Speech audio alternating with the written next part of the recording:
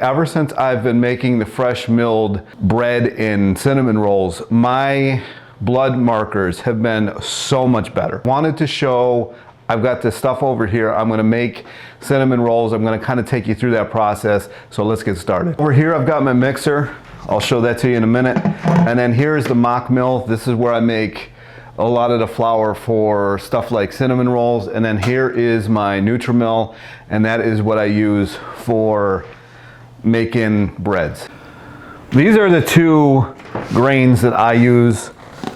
This is a hard white wheat, which is why I use this lid.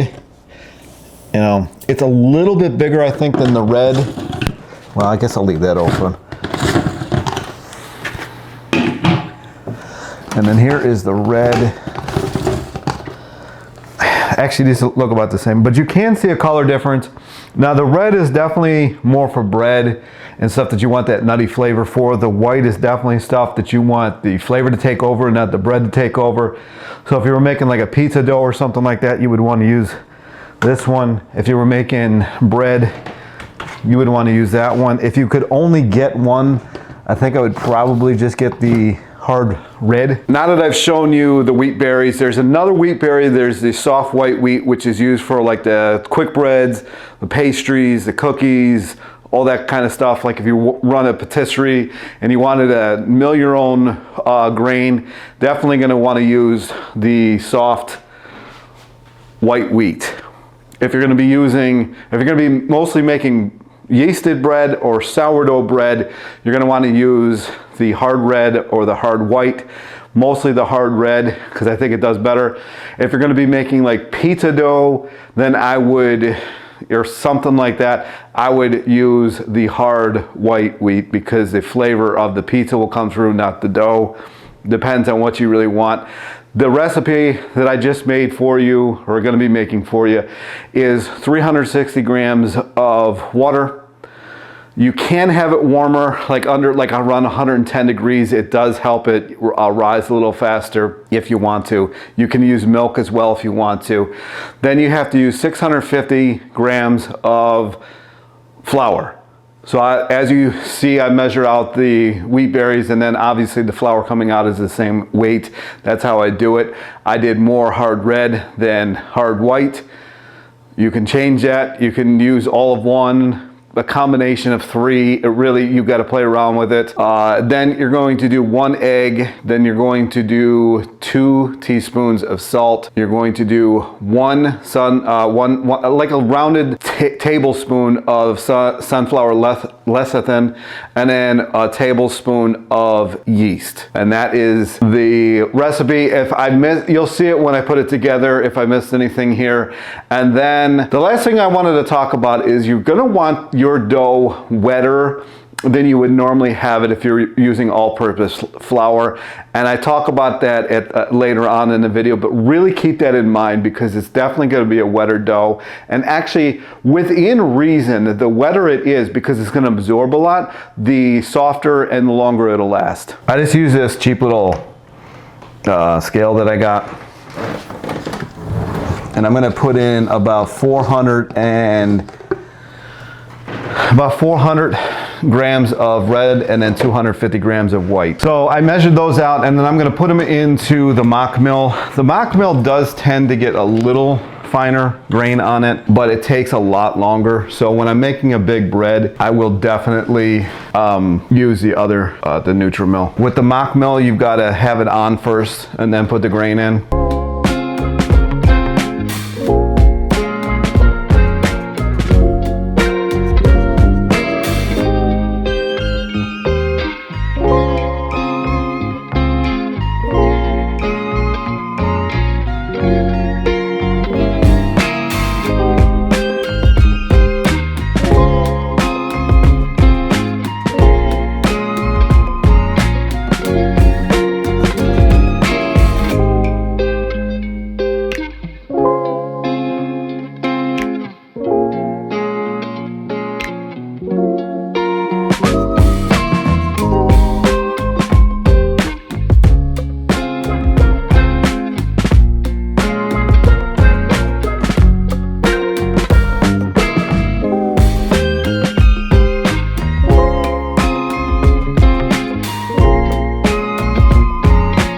As you can see on that, there's a lever that you just kind of make how fine you want it, just, you know, based on where the lever is. I always just put the cover right back on it. Okay, so I have the drum, not the drum, I don't know what this is called, the bowl, I guess, for that. So I'm just gonna put this on the scale. I'm gonna hit the scale on. I'm gonna put 360 grams of water in here. If it's over or under by like 1 or 2 grams, it's not a big deal. And then I get the olive oil from this place. It seems to be pretty good. If you don't want to put oil, if you don't want to put a fat in here, you don't have to at all.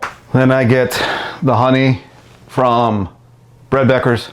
It's cheaper just to buy in bulk. This is about 110 grams. Again, you can play around with this. This is raw honey too. Went over. Oops. It's not a big deal. I mean, if it's way over, that's not ideal, but this is only a couple grams over. Then I'm going to put 2 teaspoons of this in here, the Celtic salt.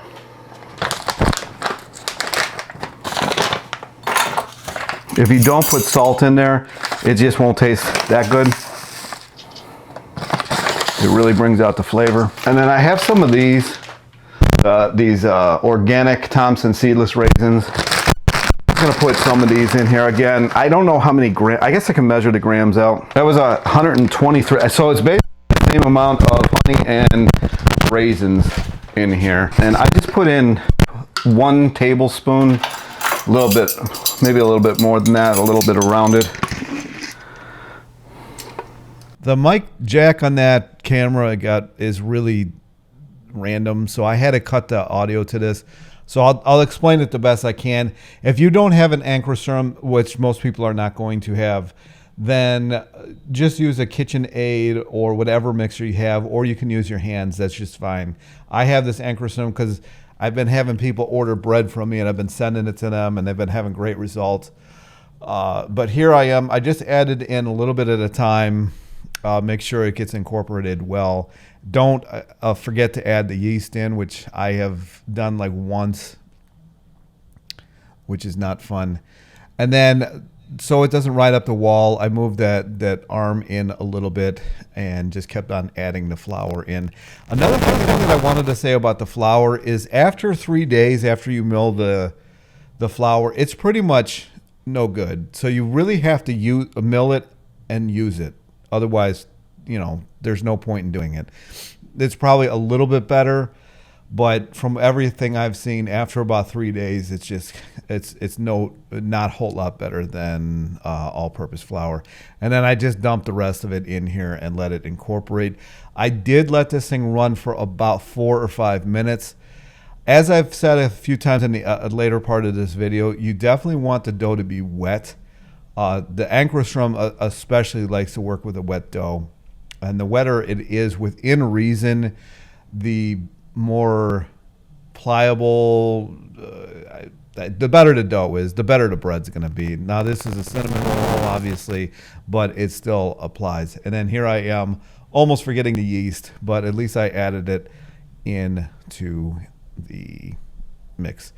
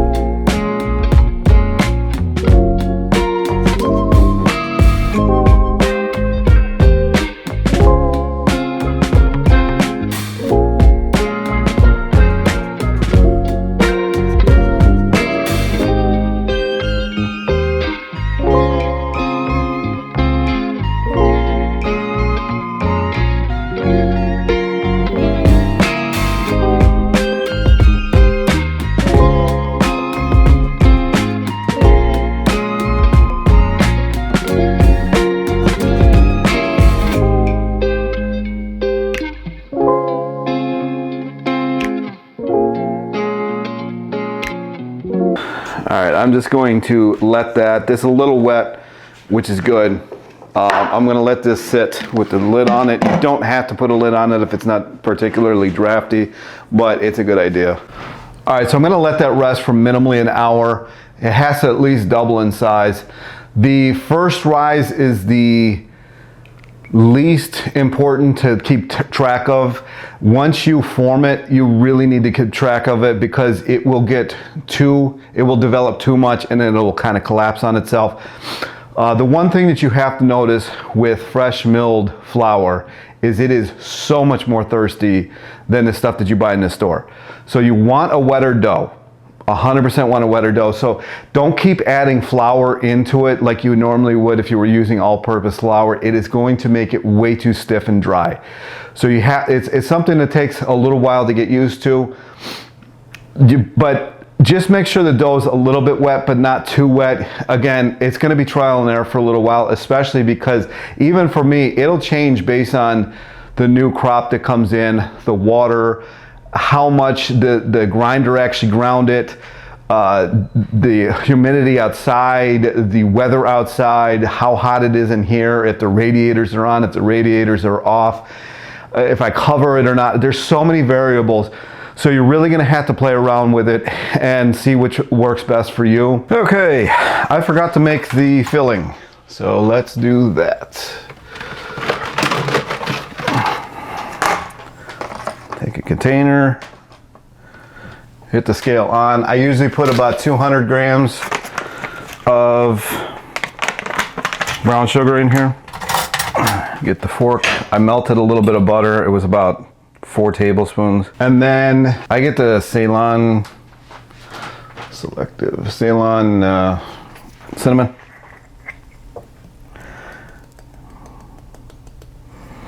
Put about a tablespoon in and just mix it.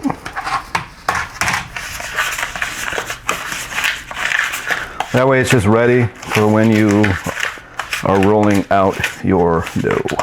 That's what it looks like, and then I'll see it when it's time to roll out the dough. All right, I have not looked at this yet, but it's definitely been over an hour. So I'll just do this.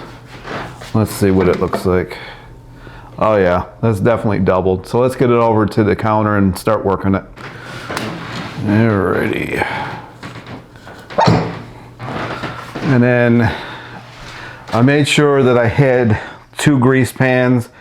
And then I've got the sill plates that I'm going to put this, or sill mats, and I'm going to put that down. And I just wet my hands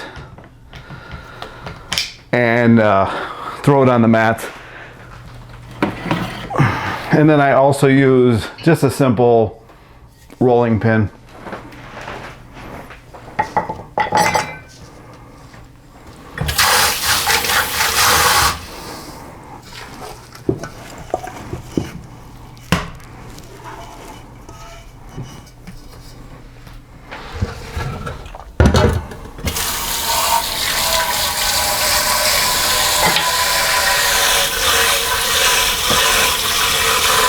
I just wet the rolling pin and just kind of go for it.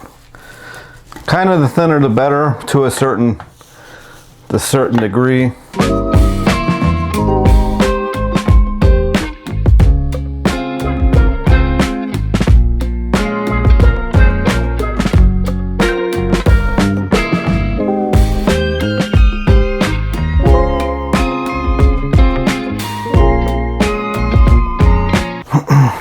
That's about right, and then I just spread this on.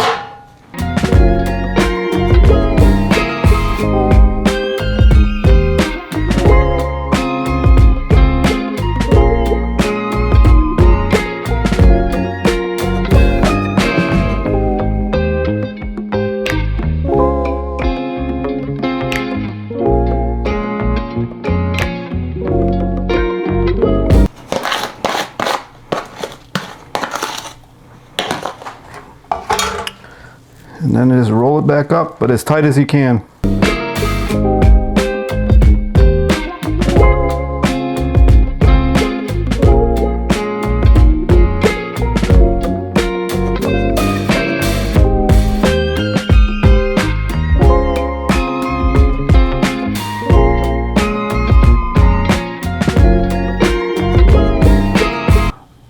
And then you want them as even as possible when you cut the cinnamon rolls.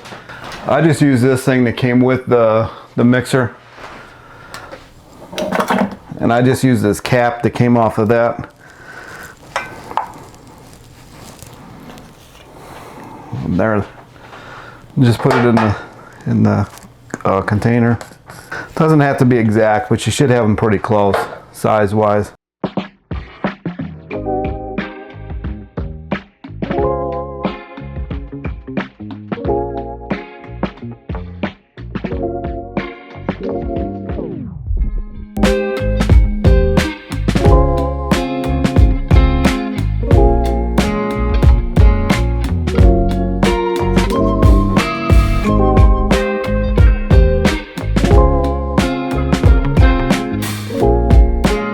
All right, and there they are after they're done. And then again, you're gonna minimally let these rise for another half hour, up to an hour, and then you're gonna put them in the oven. Here they are. All right. So they didn't quite double, but they've definitely grown enough. And then I've got the oven on 350. Hopefully you can see that. So here we go.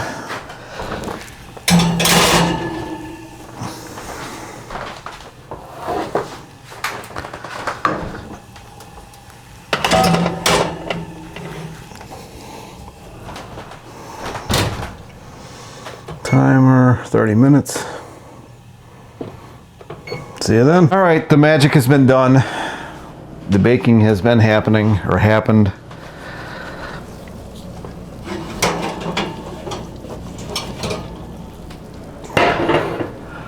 There it is, the magic.